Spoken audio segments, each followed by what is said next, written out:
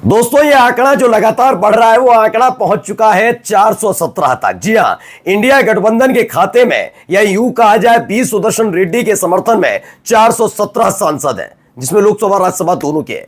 खास बात यह है कि इनमें ज्यादातर सांसद ऐसे भी हैं जो एनडीए के हैं, यानी कि बीजेपी के समर्थित पार्टियां हैं। उनके भी वोट इस समय इंडिया गठबंधन के खाते में, बी सुदर्शन रेड्डी के खाते में।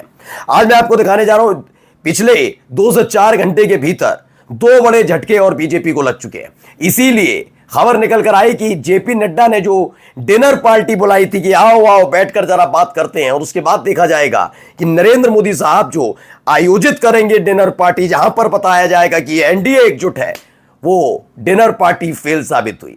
कोई नहीं पहुंचा और लगा कि मोदी साहब की फजीयत ना हो जाए, तो डिनर पार्टी रद्द करनी पड़ी। क्यों करनी पड़ी?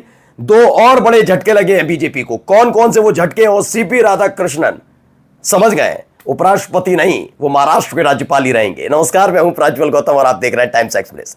इस वक्त की एक और बड़ी खबर, थोड़ी देर पहले हमने आपको खबर दिखाई, डिनर पार्टी रद्द होती है, समर्पित की जाती है पंजाब, हरियाणा, जम्मू कश्मीर, उत्तराखंड में आई बाढ़ को। वो बात अलग है कि बीजेपी के नेताओं ने, या फिर यूं कहा जाए मोदी सरकार ने अब तक पंजाब के लिए किया कुछ नहीं है। बड़ी बड़ी डींगे हाँक कर अपनी इज्जत बचाने के लिए पंजाब का सहारा ले रहे हैं।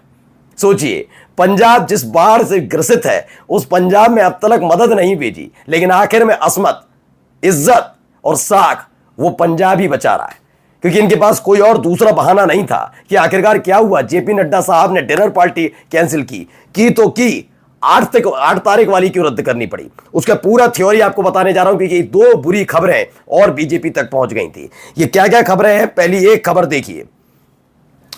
पहली खबर निकल कर आई, असदुद्दीन ओवैसी को लेकर थोड़े आश्वस्त नजर आ रहे थे, तो खबर निकल कर आ गई है। दैनिक भास्कर की ही खबर है, उसमें उन्होंने बताया है तेलंगाना सीएम ने उपराष्ट्रपति चुनाव में सुदर्शन रेड्डी को समर्थन देने पर ओवैसी को धन्यवाद दिया है। यह बड़ी खबर है, तेलंगाना के सीएम ने उपराष्ट्रपति चुनाव को लेकर।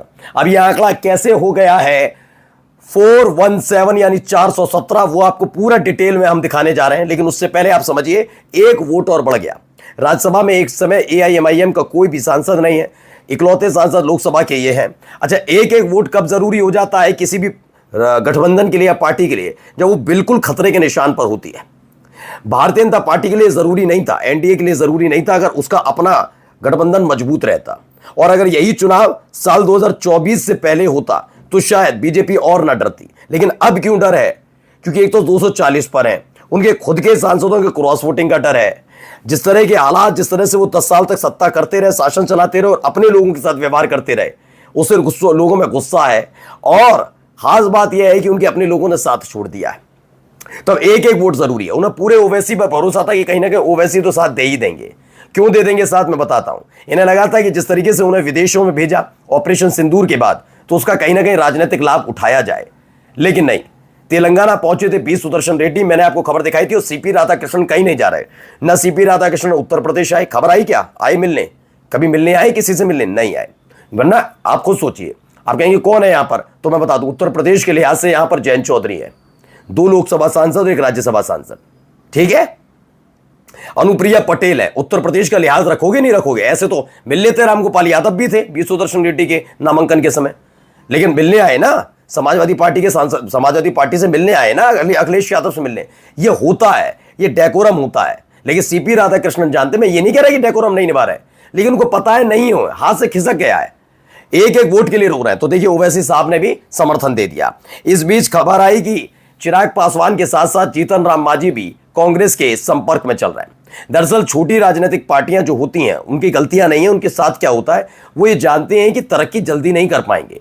लेकिन तरक्की करने के लिए आपको क्या चाहिए? अपनी पार्टी का विस्तार करने के लिए क्या चाहिए? पावर। पावर कैसे मिलती है? विपक्ष में रहकर नहीं, वो मिलती है पावर सत्ता में रहने से। तभी तो ओम प्रकाश राजभर को देखिए, ओम प्रकाश राजभर को लेकर योगी की सरकार में थे, वहां से हटे, विद्रोह किया, उन्हें लगा कुछ पालूंगा, मिला कुछ नहीं, फिर दोबारा चले गए, क्योंकि मालूम है पार्टी में उतना दम नहीं है, इसलिए गए वो सत्ता के साथ। अब जीतन राम मांझी, ये समझ रहे, खबर पड़ी है बिहार में हम चिराग पासवान जीतन राम मांझी के संपर्क में, या ना केवल चिराग पासवान बल्कि जीतन राम मांझी भी संपर्क में, यानी कुल मिलाकर 6 वोट हाथ से खिसक गए एनडीए के। चलिए पूरा एक बार आपको मैं डेटा समझा देता हूं कि कौन कौन लोग और कैसे कैसे, जिससे आपके समझ में आए। पहले ये 343 का आंकड़ा आप जानते ही हैं। अब 343 में से चाहिए कितने वोट इनको बी सुदर्शन रेड्डी को मात्र 49 वोट।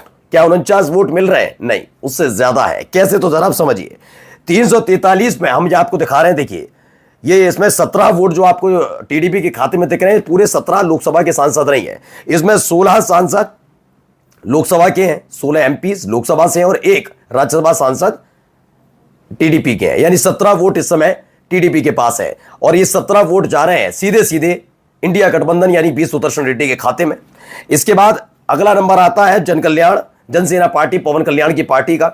वो भी इस समय आश्रय किसके हैं? पवन कल्याण स्टार है, सुपरस्टार है, लेकिन वो आश्रय किसके हैं? चंद्रबाबू नायडू के।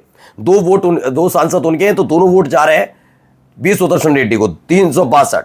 जगनमोहन रेड्डी किसी भी कीमत पर अदर नहीं जा सकते इधर उधर। वो जानते हैं हालत खराब है, बहुत सारे आरोप लग चुके हैं। अगर इस दौर में मोदी शाह के साथ गए तो आने वाला वक्त दिक्कत पैदा कर सकता है। और खास बात है कि आंध्र प्रदेश में अपनी इज्जत बचाने के लिए आपको रेड्डी बंधु होना, आंध्र प्रदेश के कैंडिडेट के साथ खड़ा होना बहुत जरूरी है। इसीलिए 11 वोट इधर की तरफ आ रहे हैं। इसके साथ साथ 4 वोट जो है केसीआर वाले, क्योंकि तेलंगाना गए थे बी सुदर्शन रेड्डी, तो न केवल असदुद्दीन ओवैसी बल्कि इनके साथ साथ केसीआर से मुलाकात की थी, तो हो गए 4। और असदुद्दीन ओवैसी का 1 वोट जो मैंने अभी आपको दिखा दिया, हो गए 378। अब आगे की कहानी यह है कि नवीन पटनायक उड़ीसा से भी क्लियर कर दिया 7 राज्यसभा सांसद उनके, यानी ये हो गए 385 वोट। माना जा रहा है कि अगर जब हवा चलेगी तो सब एक तरफ बहेंगे और नीतीश कुमार के साथ साथ 16 सांसद एक साथ खड़े हो रहे हैं, 12 लोकसभा के और 4 राज्यसभा के। यानी कि अगर इसमें राज्यसभा वाले संजय झा जेडीयू के और राजीव लालन सिंह को हटा दिया जाए, एक सांसद लोकसभा वाले, तो अब भी 14 वोट है। लेकिन मैं पूरे 16 वोट लेकर चल रहा हूं, ऊपर नीचे हुआ तो देखा जाएगा, लेकिन ये हो गए 401 वोट। इन सब के अलावा एक खबर आई एकनाथ शिंदे की, जो अब तक मुलाकात करने नहीं पहुंचे हैं, 408 वोट। ये भी साथ जा रहा है इंडिया गठबंधन के साथ, क्योंकि राज ठाकरे से मुलाकात के बाद कोई स्पष्ट संकेत इन्होंने नहीं दिया। इसके अलावा हाल ही में मैंने आपको दिखाया था जयंत चौधरी भी ज्यादा भाव नहीं दे रहे। 2 लोकसभा सांसद और 1 राज्यसभा सांसद खुद है जयंत चौधरी, यानी 3 वोट इस समय आरएलडी के पास है। यानी ये कुल मिलाकर हो गए 411। 3 वोट और मिलते हैं तो 411।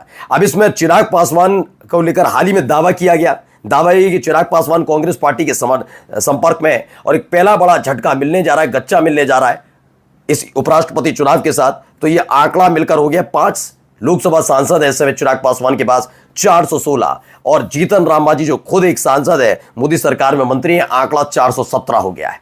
यानी सोचिए, जिस वक्त ऐलान हुआ 18 अगस्त को, तब 17-18 अगस्त को जब सीपी राधाकृष्णन के नाम का ऐलान हुआ, एनडीए के पास राज्यसभा और लोकसभा दोनों के मिलाकर 427 वोट थे, 427 सांसद थे।